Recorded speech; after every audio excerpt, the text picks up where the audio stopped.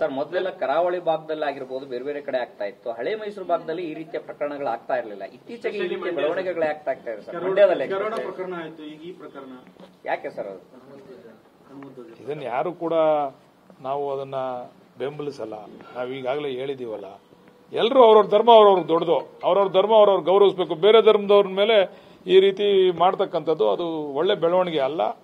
ಎಲ್ಲೂ ಏನೂ ಆಗಿಲ್ಲ. ಒಂದೊಂದು ಕಡೆ ಹಿಂಗೆ ಆಗ್ತವೆ, ಆಕಸ್ಮಿಕವಾಗಿ ಆಗ್ತಕ್ಕಂಥ ಘಟನೆಗಳು. ಅದನ್ನೇ ನೀವು ಮಾಧ್ಯಮದವರು ಅಲ್ಲಂಗಾಗಿದೆ, ಇಲ್ಲಿ ಹಿಂಗಾಗಿದೆ, ಕರಾವಳಿಲಿ ಆಯ್ತಿತ್ತು, ಈಗ ಇಲ್ಲಿ ಶುರು ಆಗದೆ ಅಂತ ಹೇಳೋದು ಬೇಡ.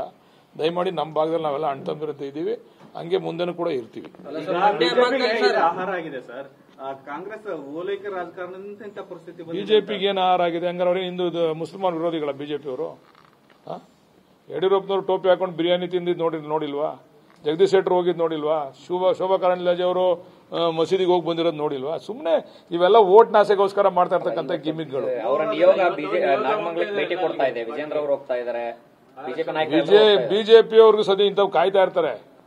ಅಭಿವೃದ್ಧಿ ವಿಚಾರದಲ್ಲಿ ಯಾವತ್ತೂ ಕೂಡ ಅವ್ರ ಮತ ಕೇಳ ಅಭ್ಯಾಸನೇ ಇಲ್ಲ.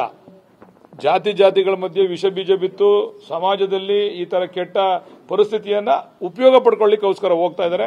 ಬಹುಶಃ ನಮ್ಮ ರಾಜ್ಯದ ಜನ ಅದಕ್ಕೆಲ್ಲ ಅವಕಾಶ ಕೊಡೋದಿಲ್ಲ. ನಾವೆಲ್ಲ ಅಣ್ತಂದಿರಂತೆ ಇದ್ದೀವಿ, ಮುಂದೆನೂ ಕೂಡ ಇರ್ತೀವಿ. ಯಾರೇ ತಪ್ಪು ಮಾಡಿದ್ರೆ ಶಿಕ್ಷೆ ಆಗಬೇಕು, ಅದಕ್ಕೆ ನಾವು ಕೂಡ ಇದೇ ಜಾಗದಲ್ಲಿ ಸಣ್ಣದಾಗಿ ನಡೆದಿತ್ತು ಸರ್, ಈ ಬಾರಿ ಅದು ದೊಡ್ಡದಾಗಿ ನಡೆದಿದೆ. ಮೊದಲು ಎಚ್ಚರಿಕೆ ವಹಿಸಿದ್ರೆ ಇದನ್ನ ನಿಯಂತ್ರಣ ಮಾಡಬಹುದಿತ್ತು ಅಂತ ಹೇಳಿ ಮಾಜಿ ಎಂಎಲ್ಎಗಳು ಕೂಡ ಗಂಭೀರವಾಗಿ ಆರೋಪ ಮಾಡಿದ್ದಾರೆ. ಸರ್ಕಾರದ ವೈಫಲ್ಯನೇ ಇದಕ್ಕೆ ಕಾರಣ ಅಂತ. ಎಲ್ಲದಕ್ಕೂ ಕಾರಣ ಸರ್ಕಾರದ ವೈಫಲ್ಯನೇ. ಒಳ್ಳೇದು ಮಾತ್ರ ಏನು ಹೇಳಲ್ಲ ಅವರು. ಒಳ್ಳೆ ಕೆಲಸ ಮಾಡೋದೇನೋ ಹೇಳವ್ರ? ಇಂಥ ಸಣ್ಣ ಪುಟ್ಟ ಘಟನೆಗಳನ್ನ ಆಧರಿಸಿ ಈ ಸರ್ಕಾರನೇ ಹೊಣೆ ಅಂತೇಳಿ ಹೇಳ್ತಾರೆ. ನಾವು ಹೊಣೆ ಹೊರಲೇಬೇಕು, ಸಹಜ. ನಾವು ಸರ್ಕಾರ ನಡೆಸ್ತಾ ಇರ್ತಕ್ಕಂಥವ್ರು ಇದ್ರ ಹೊಣೆ ಹೊರಲೇಬೇಕು.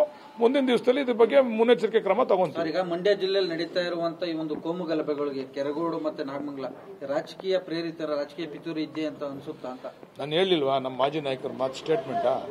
ಇಂಥದ್ರಲ್ಲಿ ಮಾಜಿ ನಾಯಕರು ಗೌರವಯುತವಾಗಿರುವಂತಹ ಸ್ಟೇಟ್ಮೆಂಟ್ಗಳನ್ನ ಕೊಡಬೇಕು. ಅವರೇ ಪ್ರಚೋದನೆ ಬರತಕ್ಕಂಥ ರೀತಿಯಲ್ಲಿ ಏನೋ ಮುಸಲ್ಮಾನರನ್ನೇ ಓಲೈಸ್ತಾರೆ ಇವರು ಅಂತಕ್ಕಂಥ ರೀತಿಯಲ್ಲಿ, ಆ ರೀತಿಯಲ್ಲಿ ಒಬ್ಬ ಮಾಜಿ ಮುಖ್ಯಮಂತ್ರಿಗಳು ಹೇಳ್ತಕ್ಕಂಥದ್ದು ಸೂಕ್ತ ಅಲ್ಲ. ಅವರಂತವ್ರಿಂತ ಹೇಳಿಕೆ ಕೊಟ್ಟಾಗಲೇ ಇವೆಲ್ಲ ಪ್ರಚೋದನೆ ಜಾಸ್ತಿ ಆಯ್ತದೆ. ಧನ್ಯವಾದ.